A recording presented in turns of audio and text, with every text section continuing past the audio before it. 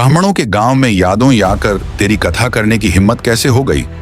यह सवाल मुकुटमणि से नहीं, हर उस इंसान से किया गया जो भक्ति की राह पर जाति की दीवार को लांघने की कोशिश करता है।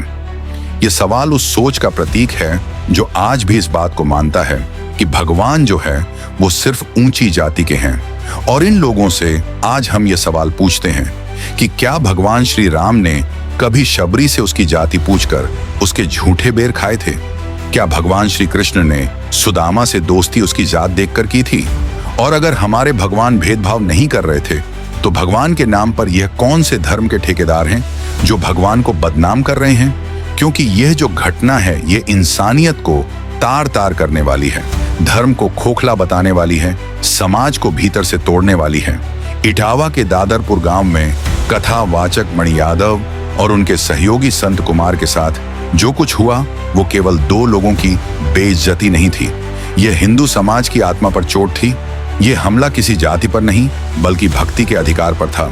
यह चोट शरीर पर नहीं, उस विचार पर थी जो यह मानती है कि भगवान सबके हैं और भगवान के कथा करने का अधिकार भी सबको है। यह समाज के उस सच को उजागर करती है जिसे हम छिपा लेते हैं। जहां पर हम जय श्री राम का नारा तो हक से लगा लेते हैं, लेकिन उन्हीं भगवान श्री राम के आदर्शों पर चलने से हम और आप कतराने लगते हैं। हाँ, कुछ लोग अभी भी आएंगे, कहेंगे कि सर झूठ बोला गया था, उसने जाति छिपा ली थी। अरे जाति छिपा ली थी तो उसको लहूलुहान कर देंगे, उसके ऊपर पेशाब कर देंगे, सर छिलवा देंगे, सिर्फ इसीलिए क्योंकि वो ब्राह्मण नहीं है। सिर्फ इस बात के लिए आप इंसान के साथ जानवर जैसा सलूक कर देंगे क्योंकि उसकी जाति इतनी भारी नहीं थी, इसलिए उसकी भक्ति इतनी ज्यादा अपवित्र हो गई कि उस पर पेशाब करवा देंगे, उसको किसी के पैर छटवाएंगे, उसके सामान को तोड़ देंगे, सामाजिक तौर पर बेइज्जती करेंगे। और यह सब कुछ उस आंगन में जहां पर आपने भगवान को पूजने के लिए उसे बुलाया था।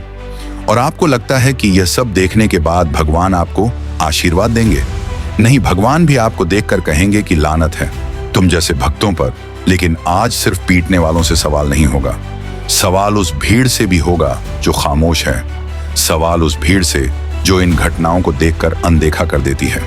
क्योंकि आपको भी यह समझना पड़ेगा कि हमारी चुप्पी, हमारी यह खामोशी उस भीड़ को बढ़ावा देती है। जब हम और आप जाति देखकर संवेदनशील बनते हैं तब यह हमारे धर्म को खोखला कर देती है। और अगर आपको आपके धर्म से प्यार है, अगर आप अपने भगवान के सच्चे सेवक हैं, तो आज आपको भी खुलकर इसकी मुखालफत करनी होगी। और अगर आप नहीं कर रहे हैं तो आप भी अपने भगवान का नाम खराब कर रहे हैं। इटावा के दादरपुर गांव में जो कुछ हुआ वो शर्मसार करने वाला था। सच कहें तो अभी भी यकीन नहीं हो रहा। श्रीमद् भगवत कथा का आयोजन हो रहा था, माहौल भक्तिमय था, लेकिन भक्ति के मंच पर जातिवाद का जहर फैल गया। कथावाचक मुकुटमणि यादव और उनके सहयोगी को बुलाया गया, फिर जात पूछी गई। बाद में पहले दिन ही जात पता लगी। कहने को भगवान के लिए कथा थी, लेकिन वहीं पर जात पता लगते ही जात की लक्ष्मण रेखा खींच दी गई। भक्ति को शक की निगाहों से देखा गया और भक्त या कहें कि कथा कहने वाले को ही अपराधी बना दिया गया। 50 लोग आए, हमला किया, मुकुटमणि की छोटी काट दी गई, उनके सिर को मुंडवा दिया गया, उन पर पेशाब छिड़क दिया गया क्योंकि जांच छिपाई थी। उन पर लात घूंसे, चप्पलों से बेरहमी से पिटाई हुई। एक महिला यजमान के पैरों में उनकी नाक को रगड़वाया गया। बच्चों और बड़ों के जूते पर सिर रगड़वाकर माफी मंगवाई गई। उनके सामान को तोड़ दिया गया, सरेआम जलील किया गया।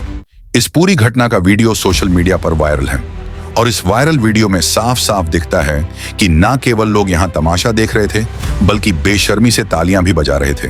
और इसीलिए हम कह रहे हैं कि गुनहगार सिर्फ वो नहीं है जो जाति के नाम पर यहाँ पिटाई कर रहे थे, उतने ही गुनहगार वो भी हैं जो तालियां बजा रहे थे या जो जाति देखकर संवेदनशील होते हैं।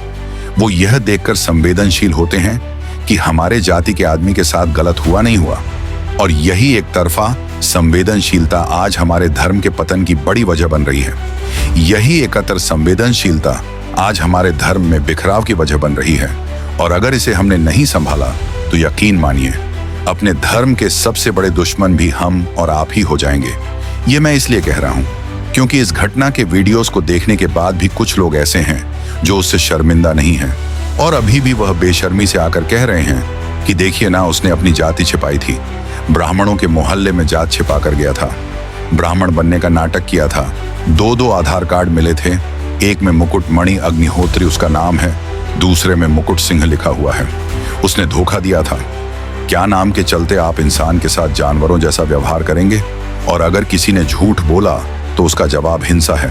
क्या जाति छुपा लेना इतना बड़ा गुनाह है कि इंसान की गरिमा को मिट्टी में मिला दिया जाए? हालांकि मुकुट मणि यह कहते हैं कि जाति छिपाई नहीं थी, लेकिन फिर भी हम मान लेते कि अगर मान लीजिए छिपाई गई तो भी क्या बर्बरता की पराकाष्ठा को पार कर देंगे? किसी के ऊपर पेशाब करवा देंगे, किसी के सर मुंडवा देंगे, किसी से कहेंगे किसी का पैर चाट लो। यह साफ बताता है कि असली वजह धोखा नहीं थी, यह जातिगत घृणा थी। और यह भी बात याद रखिएगा, अगर किसी कथावाचक को यह महसूस होता है कि उसे अपनी जाति छिपाकर ही मंच मिलेगा, तो सच कहें उसका झूठ असली दोषी नहीं है। असली दोषी वो समाज है जो आज भी धर्म के मंच पर जाति की पहचान मांगता है। अगर समाज में उस व्यक्ति को एहसास ना हो कि जात देखकर ही आप बुलाएंगे, तो शायद छिपाने की जरूरत नहीं पड़ती। और अगर आपको लगता है कि छिपाना अपराध था, तो इस देश में कानून है, पुलिस है, आप जाकर शिकायत कर देते। आप कहते कि हमारी धार्मिक भावना को ठेस पहुंचाएंगे, हम वहां भी मान लेते हैं, चलिए आपके साथ। लेकिन क्या जाति इतनी बड़ी दीवार बन जाएगी कि भक्ति उसके नीचे दब जाए? और ऐसी भक्ति करने से कौन से भगवान प्रसन्न होंगे? जरा हमको यह भी समझा दीजिएगा। और या जिस दिन आप इस लोक से उस लोक जाइएगा, उस दिन भगवान से पूछ लीजिएगा कि भगवान यह करने से क्या आप हमसे खुश हुए हैं? ये जो बयान दिया गया कि ब्राह्मण के गांव में यादव या फलाना जात का होकर तेरी हिम्मत कैसी हुई, घृणित है। यह शब्द घृणित है। जातिवाद धर्म को तोड़ रहा है क्योंकि यह भक्ति को नहीं, जन्म को तवज्जो देता है। एक कथावाचक की कथा उसकी जाति से आंकी जा रही है। जब भगवान के भक्त को अछूत या नीच कहकर अपमानित किया जाता है, तो सच कहें धर्म का असली स्वरूप वहीं मर जाता है। यह वो मानसिकता है जो हिंदू समाज को एकजुट होने से रोकती है। एक तरफ बड़ी बड़ी बातें होती हैं कि इस देश को हिंदू राष्ट्र बनाया जाएगा, और दूसरी तरफ धर्म नहीं जात पूछी जाती है। जात के नाम पर पेशाब करवाया जाता है, जात के नाम पर दोहरापन दिखाया जाता है। यही है धर्म को कमजोर करना है। यही बाहरी ताकतों को आपकी कमजोरी का फायदा उठाने का मौका देता है। आप सोचिए ना, ये कैसा राष्ट्र है जहां राम की कथा कहने से पहले कथावाचक का वंश पूछा जाता है? ये कैसी एकता है जहां भगवत कथा जैसे पवित्र आयोजन को जाति की गंदी नजर से देखा जाता है? इटावा की घटना जीता जागता सबूत है कि आज भी धर्म से पहले हिसाब लगाया जाता है। वसुदेव कुटुंबकम जैसे सिद्धांत ऐसा लगता है सिर्फ किताबों में बंद है। जमीनी हकीकत यह है कि अगर आप ऊंची जात से नहीं हैं, तो आपकी भक्ति को संदेह के घेरे में देखा जाएगा। जब एक भक्त की भक्ति उसकी जाति से तोली जाती है, तब भगवान ने कथा को कुछ लोगों का विशेष अधिकार मान लिया था। तब धर्म का असली चेहरा सामने आता है, और वो चेहरा श्रद्धा का नहीं, सत्ता का भेदभाव का होता है।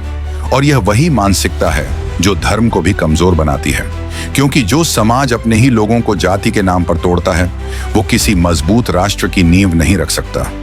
एकता की बात करने से पहले हमें अपने भीतर की उस दरार को भरना पड़ेगा जिससे जातिवाद हर रोज गहरा हो रहा है। और यह समझना पड़ेगा, इस घटना का वीडियो सोशल मीडिया पर वायरल हुआ, देश भर में हलचल मची है।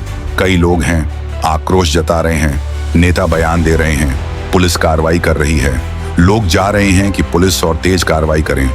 कई लोग गिरफ्तार कर लिए गए हैं, कुछ की गिरफ्तारी जारी है। लेकिन सवाल यह है कि क्या गिरफ्तारी से इंसाफ मिल जाएगा? क्या यही न्याय है कि समाज चुप बैठा रहे, देखता रहे और मामला केवल पुलिस कार्रवाई तक सिमट जाए? क्या इस देश के खिलाफ ऊंची जाति के लोग भी सामने आएंगे? क्या इस देश के आम नागरिक भी इस हिंसा को लेकर खुलकर बोलेंगे?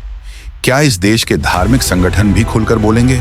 और अगर नहीं बोलेंगे तो ऐसी घटनाएं होती रहेंगी, क्योंकि यहाँ पर चुप्पी सिर्फ मौन नहीं है, एक प्रकार की स्वीकृति है। जब एक वर्ग पर हमला होता और बाकी तटस्थ रहते हैं, तो वह सिर्फ सामाजिक विफलता नहीं बल्कि नैतिक दिवालियापन होता है।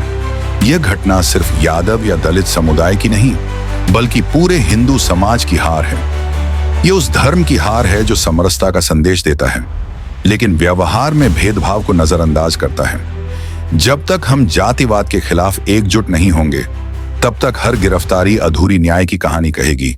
ये बड़ी विडंबना है, मैं सच कह रहा हूं, बड़ी विडंबना है, बड़ी पीड़ा हो रही है कहते हुए